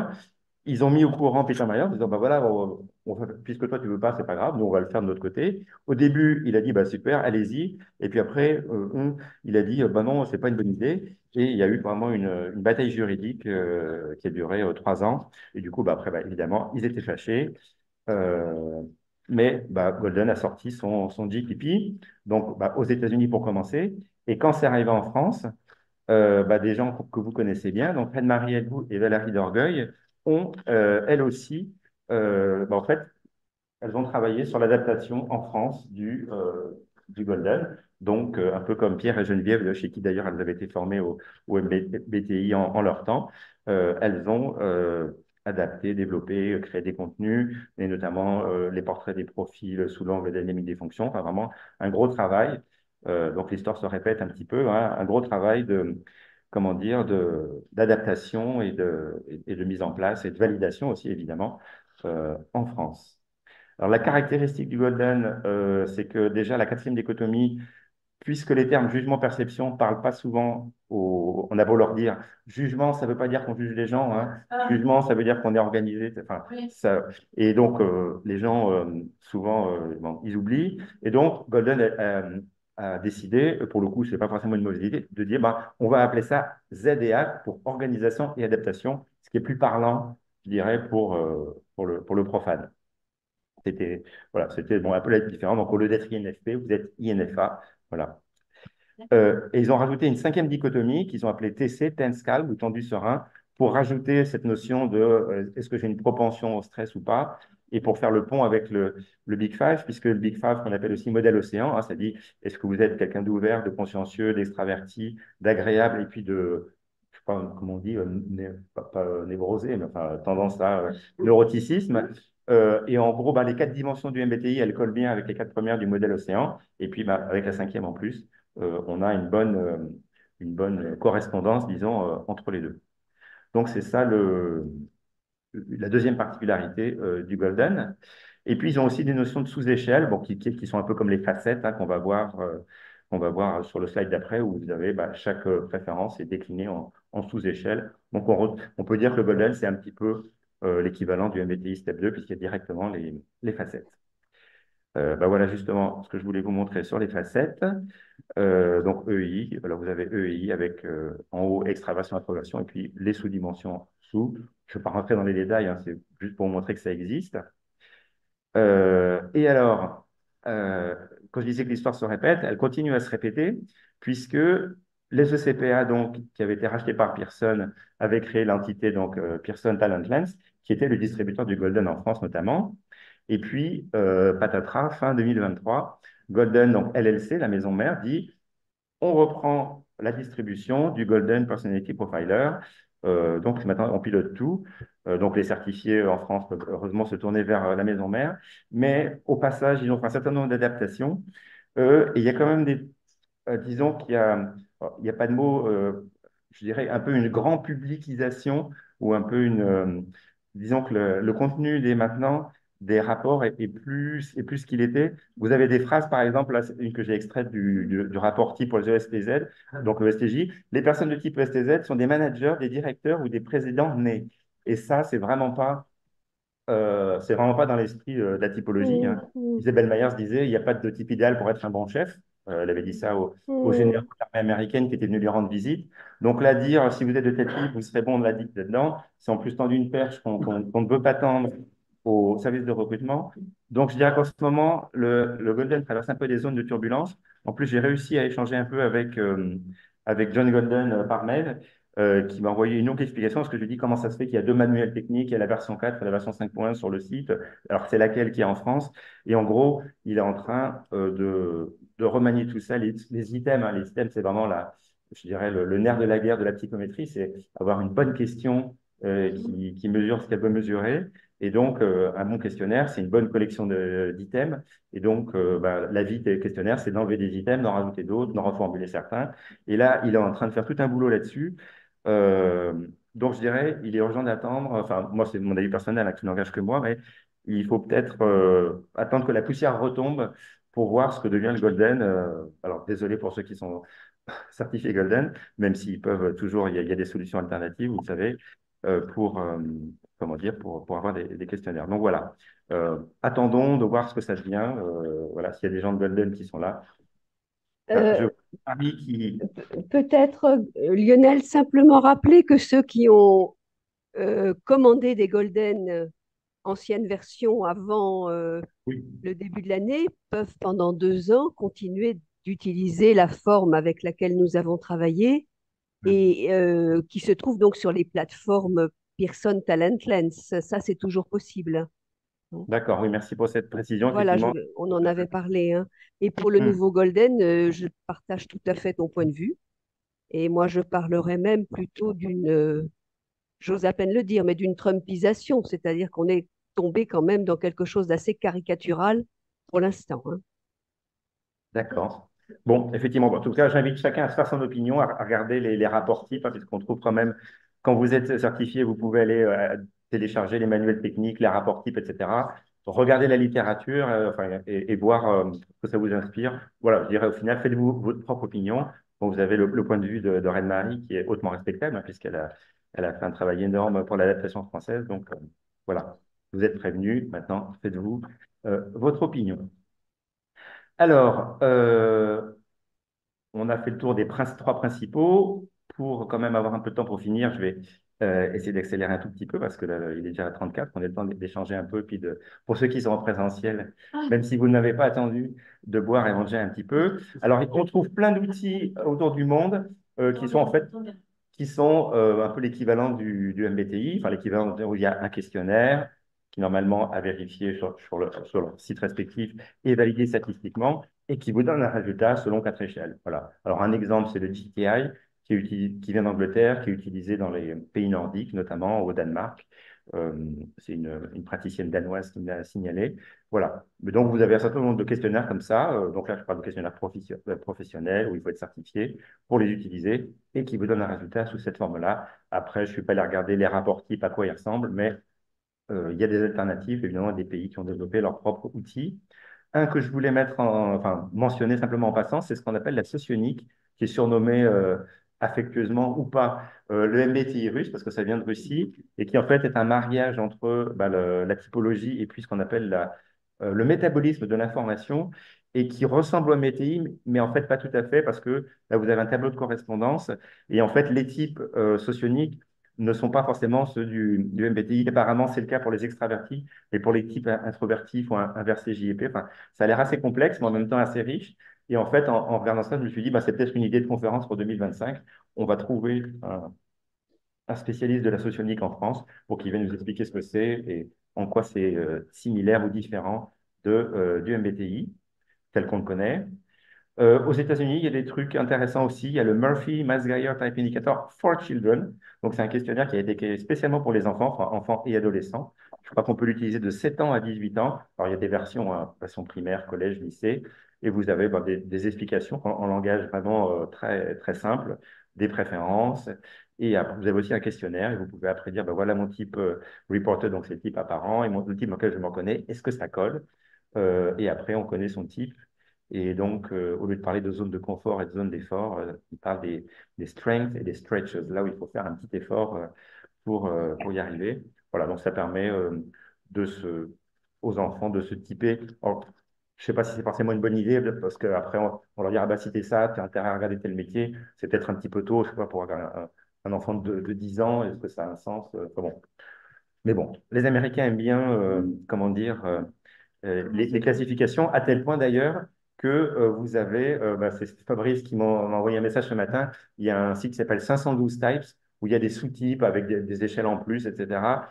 J'ai l'impression que les Américains sont friands euh, de tous ces systèmes de classification, et donc 16, c'était pas assez, alors voilà, après il y a des sous-types, 64, 512, 2048, enfin, bon, après, je veux dire, s'il y a 10 000 types, après, ça n'a plus tellement de sens, quoi. La granularité devient telle qu'on ne peut plus la différence, mais bon. Ça les amuse, très bien. Alors pour les sites gratuits, j'avais mentionné parce qu'ils sont connus. Si c'est une personality, ce qui est joli, il est bien fait, il y a des petits personnages en couleur. Mais déjà, au lieu d'avoir une réponse en A ou B, hein, comme dans les outils typologiques comme le MBTI, CCTI, vous avez une échelle de Likert. Donc, ce n'est pas vraiment dans l'esprit des polarités. Et en plus, elles n'ont pas l'air très fiers parce que régulièrement, quand je fais les ateliers avec des étudiants qui ont trouvé leur type en faisant 16 personalities, ils disent, ah bah finalement, je suis plutôt de tel type. Donc, c'est une phrase que j'entends assez souvent. Donc, je me demande si finalement il est si fiable que ça. Ça peut-être des échelles de Likert qui font que si on répond au milieu, ça donne des résultats pas très prononcés. Un autre qui est moins connu et qui est pas mal, parce que là, voilà, je vous dis, bon, quand il y a des écoles qui ont pas les moyens de payer les vrais questionnaires, c'est bien d'avoir quand même une alternative. Et ce questionnaire-là qui est gratuit, qui en plus est disponible en plein de langues, même le chinois et le japonais, il y a 44 questions A ou B. Et là, plus souvent, idrlabs.com, et ça s'appelle le Young Type Test. Il y a plein de tests sur le site, mais celui-là, bon, c'est le... Et apparemment, ça marche pas mal. Bon, quand on sort comment dire, des questionnaires avec 4 lettres, vous avez le TMS, qu'on mentionne sur notre site d'ailleurs, parce que je pense qu'au début de la création de l'association, on avait quelques certifiés TMS. Eux, ils appellent ça RIDO, Relationship Information Decision Organization. Mais si vous regardez la description, on retrouve N, alors sous d'autres noms, hein, mais les 4 dichotomies du MBTI. Mais au lieu de vous dire vous êtes ESTJ, ils vous disent voilà, vous êtes un type parmi 8. Enfin, vous avez plusieurs types, donc vous êtes plus ou moins confortable. avec différentes, je dirais, compétences, hein, rassembler l'information, mobiliser les gens, organiser les tâches, etc. Ça me rappelle un peu aussi le Belbin, pour ceux qui connaissent, hein, vous avez des rôles en équipe qu'on va. Mais là, au lieu de constater simplement votre rôle préféré, ça l'explique à travers la typologie. Et donc, quand vous passez le questionnaire, bah, ça vous dit voilà, le pourcentage de l'intensité de vos différents comment dire, comportements. Donc là, on voit que la personne en question est plus à l'aise dans le promoting, le jaune, presque autant en innovating, developing et organizing, et puis beaucoup moins dans les autres. Donc, c'est intéressant pour les fonctionnements en équipe. Un autre qui est intéressant, c'est le Inside Discovery, parce qu'il commence un peu comme le disque. D'ailleurs, vous connaissez tout le disque. Je pense que pour la plupart, vous connaissez le disque. Et il est basé sur les mêmes dimensions, hein, introversion, extraversion, pensée, sentiment. Donc, jusque-là, ça commence comme le disque. Mais en fait, il va plus loin. Là où le disque s'arrête à 4 types, le Inside Discovery, en fait, on a plus de 100. Alors, sur comment dire, les origines, ils sont partis d'un livre de Yolande Jacobi, qui est moins connu que Sabina Spielrein, Marie-Louise von Franz, ou d'autres, mais qui a travaillé aussi avec Jung et qui a écrit un livre très bien qui s'appelle The Psychology of C.G. Jung, où elle fait une sorte de synthèse de tous les concepts jungiens. C'est très bien fait. Malheureusement, il n'a pas été traduit. Et elle a quelques schémas dans celui-là où elle regroupe en fait les fonctions jungiennes. Et un Écossais qui s'appelle Andy Lothian s'est dit, bah alors il faudrait, il y a l'inconscient, la partie consciente et la partie inconsciente, comme deux sphères, mais comment on pourrait arriver à mettre tout ça sur un disque? Et il paraît qu'il a fait un rêve. Donc, il a reçu un rêve plutôt, qui donnait la solution où il rêvait de deux sphères qui fusionnaient, qui devenaient un œuf doré. Et donc, ça lui a permis d'imaginer cette représentation des types où il y a donc, bah, les axes qu'on connaît dans le disque, hein, extraversion, introversion, pensée, sentiment, mais on vient après saupoudrer de la sensation et de l'intuition, avec après une bonne correspondance, si on veut s'amuser à le faire, entre les types et les couleurs. Mais surtout, ce qui est intéressant, c'est pas de s'amuser à essayer de le raccrocher au MBTI, mais c'est d'aller voir plus en détail. Vous avez plus de 150 types, en fait. En gros, l'idée, c'est le dosage des 4 couleurs. Donc, il dit, vous n'êtes pas ESTJ, mais vous avez je sais pas, beaucoup de rouge et puis pas mal de bleu, pas trop de vert et presque pas de jaune, enfin, ce genre de choses. Et donc, selon les dosages de vos 4 couleurs, eh bien, ça vous place sur la roue. Donc, c'est assez nuancé et ça a les mêmes applications hein, que le MBTI, CCTI et autres, hein, que les outils typologiques. Il y a aussi une notion qu'on trouve, je crois, dans Success Insight, qui est la notion de type naturel et de type adapté. Donc, comment est-ce qu'on réagit à son environnement, avec à droite ce qu'ils appellent la persona moins consciente, qui serait un peu le type naturel, et puis comment est-ce que les préférences bougent dans l'environnement, et puis la persona plus consciente, telle qu'elle est voilà, dans votre environnement habituel. Donc, c'est moins connu, mais je trouve ça intéressant. C'est un truc intéressant qui permet quand on aime bien le disque et sa simplicité en 4 couleurs, bah, d'avoir un peu, de faire le pont avec la typologie. Dernier modèle que je voulais vous présenter, c'est Lumina Spark, qui a été créé plus récemment, hein, au début des années 2000. Et alors, eux, au lieu de prendre des lettres, alors en fait, comment dire, le créateur raconte qu'il avait été un peu traumatisé. Déjà, il avait l'impression qu'on le mettait dans une case, ce qui est parfois, quand c'est mal, je dirais, quand c'est mal animé, les gens peuvent avoir l'impression qu'on les met dans des cases, alors que vous êtes bien d'accord que ce n'est pas du tout le but. Et surtout, après avoir passé ce questionnaire donc, typologique qui ne nomme pas, mais on comprend entre les lignes que c'est bon, le MBTI ou un équivalent, en fait, il voulait évoluer dans la société et les RH ont dit non, non, vous ne pouvez pas aller dans cette voie-là, ce n'est pas pour vous parce que vous avez tel type. Et ça ne lui a pas plu. Donc il disait, ce n'est pas assez nuancé, il faut un truc plus nuancé. Pour cette raison, il a créé ça. Donc Lumina Spark, en fait, si vous regardez le libellé des 8, pardon, côté de l'octogone, on retrouve les 8 préférences au sens du MBTI. Bon, extraversion, introversion qui sont nommées, mais les autres, bon, on comprend desquels il s'agit. Et l'intensité, enfin pas l'intensité, mais le score des différentes préférences est représenté sous forme de gouttes de couleur. Et puis il y a une sorte de mandala, comme ils le disent eux-mêmes, qui donc reprend ça avec des forces. Alors là, je ne sais pas si vous arrivez à lire. Ouais. Voilà, donc pour chaque préférence, il y a 3 adjectifs qui correspondent, on pourrait dire, un petit peu à des facettes. Et vous avez donc sous forme d'étoiles les forces, enfin, les plus développées, et puis sous forme de carré, plutôt les zones d'effort, là où la personne est moins à l'aise. Donc voilà, c'est une autre présentation des préférences. avec en plus bon, comment dire, il y a une application sur son téléphone, donc c'est assez ludique. Alors, je voulais pas terminer sans vous parler de ça, puisque je disais au début, Isabelle Myers et Catherine Briggs auraient pu faire un questionnaire qui détermine directement les fonctions orientées. Donc ça, c'est quelque chose qui a été fait par Dario Nardi. Ça s'appelle le Cognitive Processes Assessment. Donc vous avez un questionnaire de 48 questions, et là, vous avez 48 affirmations, et vous dites si c'est tout à fait vous, pas du tout vous, un petit peu vous. Je ne sais pas s'il existe en français, mais en tout cas, quand vous remplissez le questionnaire, ça vous sort un histogramme ici des 8 fonctions avec voilà, votre score sur chacune.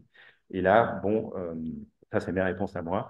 Et on voit qu'il y a que j'ai introverted feeling qui est le plus fort, juste derrière extraverted intuiting, pas loin derrière introverted intuiting, et puis j'ai introverted feeling qui n'est pas trop mauvais. Et après, bon, ça commence à descendre.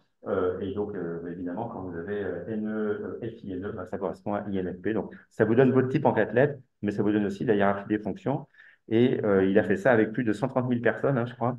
Et ça a été utilisé par Mina Barimani pour ses études statistiques sur le développement des fonctions chez les personnes. Donc, elle a des dizaines de milliers comment dire, de résultats où elle a pu voir que ça ne suit pas toujours la dynamique théorique. Et là aussi, excellente conférence que vous pouvez écouter sur notre site. Alors, on ne peut pas parler d'Arion Hardy sans parler des neurosciences, puisque lui, sa marque de fabrique, eh bien, c'est d'avoir lié l'électroencéphalogramme et le MBTI. Donc, il fait une cartographie du cerveau. Alors, en fait, ça n'a rien de mystérieux. Pour faire ça, il vous fait donc il vous met une sorte de bonnet de vin hérissé de fil. Et puis, pendant à peu près une demi-heure, 3/4 d'heure, il vous fait faire des exercices, lire un poème, regarder des images, écouter de la musique, faire un calcul mental, répondre à un SMS, etc. Pendant ce temps-là, il enregistre toute l'activité électrique de votre cortex. Et ensuite, il fait une grosse analyse statistique. En gros, il cherche quelles sont les zones du cerveau qui s'allument, entre guillemets, en même temps. Et quand 2 zones du cerveau s'allument toujours en même temps, ça veut dire qu'elles sont reliées par un faisceau de neurones, quoi. Elles sont connectées. Et donc, en regardant comme ça, si elles sont très connectées, moyennement connectées ou peu connectées, il fait une cartographie. Alors, en rouge, c'est les liens très forts.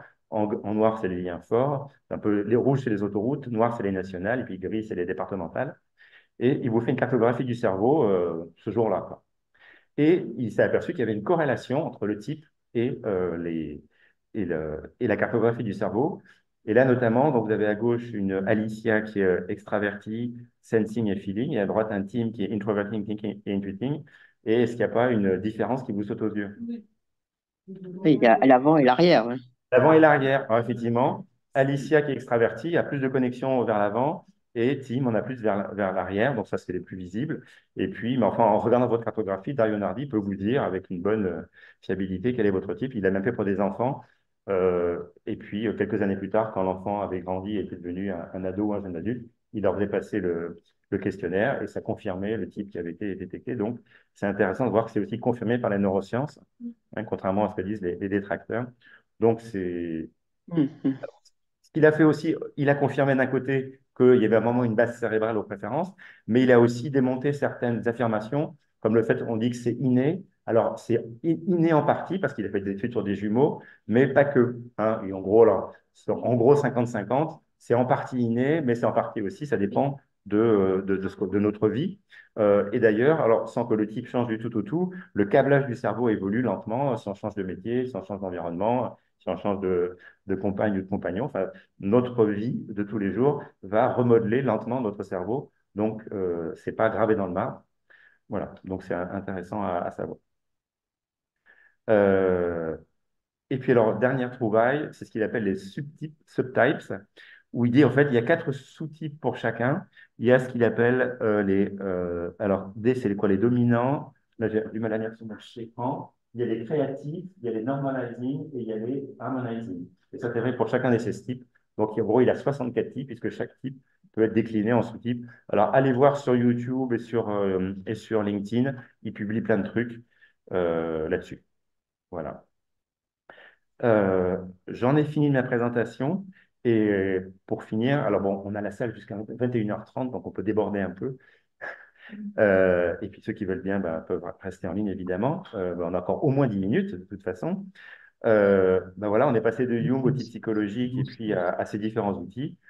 Ce que j'aimerais, c'est qu'on échange. Comment est-ce que vous voyez l'avenir de la typologie? Peut-être que l'intelligence artificielle va venir influencer tout ça.